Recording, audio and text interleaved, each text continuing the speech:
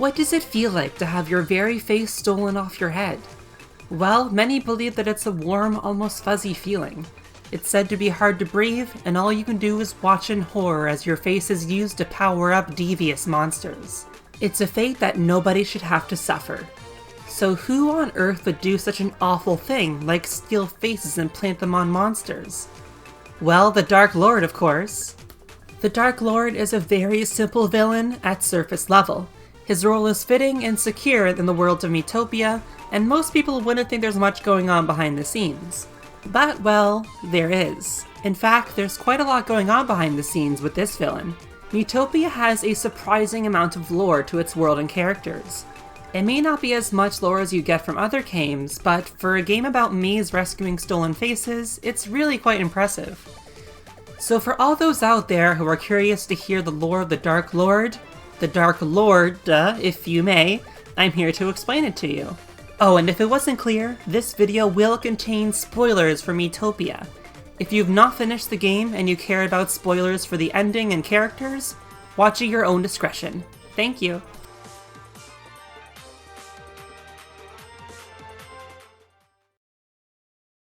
Let's start off by talking about who the Dark Lord is. Of course, in Miitopia, the Dark Lord is whoever you make him.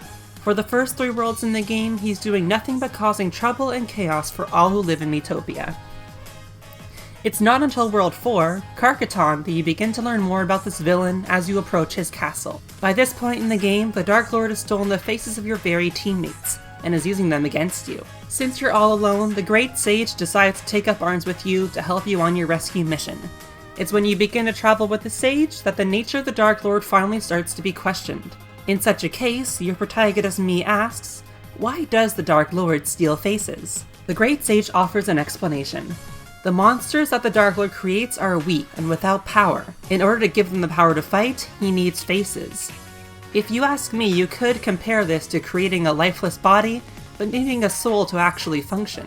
While this theory holds up, it doesn't necessarily apply to all monsters. While traveling with the Great Sage, you encounter a small griffin, which is an enemy you faced countless times before. The Sage tells you that because this creature has no face attached to it, it's completely harmless. This specific scene could be foreshadowing to a much greater event later on, where your party faces off against a dragon. The dragon has Mii's eyes attached to it, making it hostile towards you. Only after defeating it and reclaiming the stolen eyes does it turn back to normal into a docile, friendly dragon. Just like that griffin you encountered earlier, it's completely harmless with no face attached to it. So not only does the Dark Lord create monsters for faces to be used on, he even takes regular creatures just minding their own business, and turns them into dangerous monsters with faces. That's pretty messed up. I wonder if even your own horse could be turned against you if it had a face attached to it. That's an upsetting thought. While that gives us some insight into why the Dark Lord steals faces, it should be evident that it doesn't really tell us the whole story at all. In fact, that may be part of the reason why the Dark Lord steals faces, but not the entire motive. The real backstory that drives the Dark Lord's actions runs much deeper than just needing faces to power up a bunch of monsters. When you and your party finally confront the Dark Lord and destroy him at his castle, the reality of the situation comes to light. The Dark Lord wasn't actually the Dark Lord at all. He's just a normal guy wearing normal clothes, but who is this dude? Well, we're just gonna call him Factory Worker for right now, because that's what he used to be many, many moons ago. Surely we all love those delicious, helpful HP bananas we gobble up during battle, right? Well, wouldn't you know it, they have to come from somewhere. A certified HP banana factory. Our factory worker in question is very unhappy with his job, and is questioning whether or not this is what he truly wants in life. Possibly at his wit's end, a voice suddenly whispers out to him. This voice promises him great power and wealth if he teams up with them. The factory worker is tempted, and in a moment of weakness, agrees to team up with the mysterious voice. He opens up the box that the whispers are coming from, and is immediately wrapped in darkness. Before he knew it, he was possessed by a curse, and became the one and only Dark Lord. There's a key distinction behind this and stealing a face. In this situation, no face was stolen. Rather, the factory worker's body became possessed and used as a vessel. Because of this, all the factory worker can do is watch in horror as his body was used for the Dark Lord to wreak havoc on Miitopia. In a way, when your Miis defeat the Dark Lord, they were also rescuing this poor soul. But of course, the curse lives on, and after it loses its previous host, it goes right for your very own protagonist. But not before the Great Sage jumps in to save you, becoming the latest victim of the curse. And oh boy, the Great Sage is just about the worst body the curse could have taken. The Great Sage is powerful, wise, and highly respected across all of Miitopia.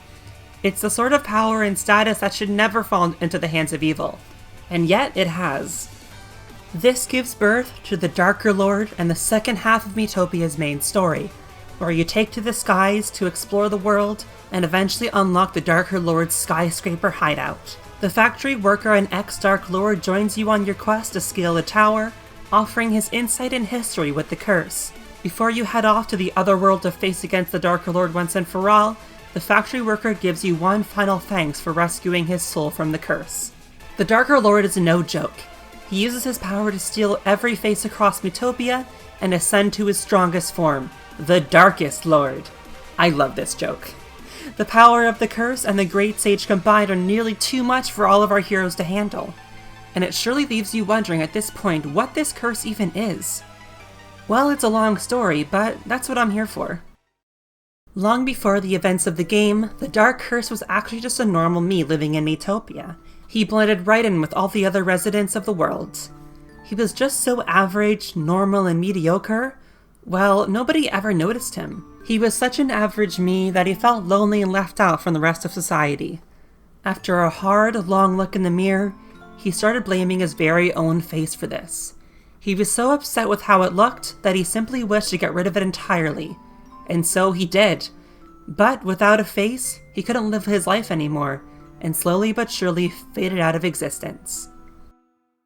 All that was left was his soul, floating aimlessly, filled with envy and hate. His feelings grew and grew until his soul wasn't even himself anymore.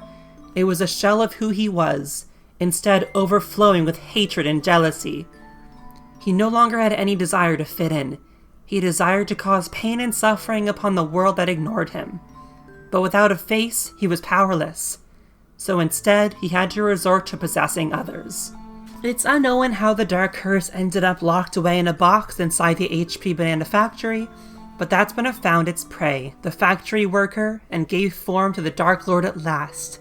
This takes me right back around to the topic of why the Dark Lord steals faces. Yes, he needs them to give life and power to his monsters, but I think there's also something a bit more cruel and twisted about it when you consider his backstory.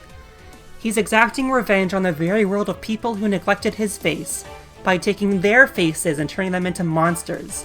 If you ask me, there's definitely two sides behind the Dark Lord stealing faces.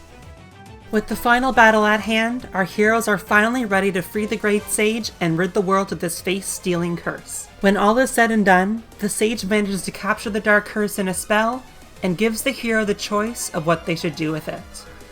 Though the Sage seems to advise destroying it outright, you're also given the option to save it. This is where Miitopia's ending splits in two. Your first choice is to destroy the curse, which results in ending A. Using your divine power, the curse is broken and obliterated. The curse is gone for good, and all the faces that were stolen are returned to their rightful owners. I don't like this ending at all. Personally, I think it's mean. But not just that, you're actually locking yourself out of more story and content by choosing to break the curse. So even if you think this is the right choice, you honestly just shouldn't pick it. Instead, you should pick ending B, which is to save the curse. The hero decides that the Dark Curse should be saved and revived as their original human self. You resurrect their Mii form and even give them back their face. Well, not quite. This is where things get a little dicey for me. I'm about to go on a tangent here, so excuse me for this. You're tasked with the job of creating a face for the Dark Curse to wear on his original human body. That's all well and good, but it's the issue that you're making a brand new face for him that bothers me. The entire reason the Dark Curse became the Dark Curse to begin with is because he hated his original face and casted it off. Wouldn't the much better conclusion to this story be to give him back his original face? Miitopia is a game all about being yourself and how special your very own face is. We should be teaching the Dark Curse that their original face is special as it is, and he never had to cast it off to begin with. Now, I understand that Miitopia is a game all about creating your own characters and roles, so I get there isn't a single role in this game that you don't get to cast and create yourself. It's only fitting for the game that you would get to make the Dark Curse's new face yourself, but that doesn't stop it from sort of ruining the narrative for me. It may be silly, but I just think creating a new face defeats the purpose of the Dark Curse's story. But hey, that's just me, and it's a small gripe at the end of the day regardless. With the Dark Curse restored to his original me self, he thanks you for all you've done for him. The Great Sage takes him under his wing as an apprentice in order to redeem himself for all the suffering he brought upon Miitopia. All the faces that were stolen return to their rightful owners all the same too. As you can see, no matter which ending you pick, all the faces get returned no matter what. But in this one, you get to save a poor soul who suffered ages of hatred and jealousy himself. To me, this is a truly good ending for Miitopia. And well, that's it. That's the full lore behind the Dark Lord, the Darker Lord, and the Dark Curse. I hope you enjoyed listening to me ramble on about this silly Mii game, because I definitely still have more videos I want to make covering different topics related to Miitopia. And as always, thank you so much for watching, and remember to love yourself and your face, because you are beautiful.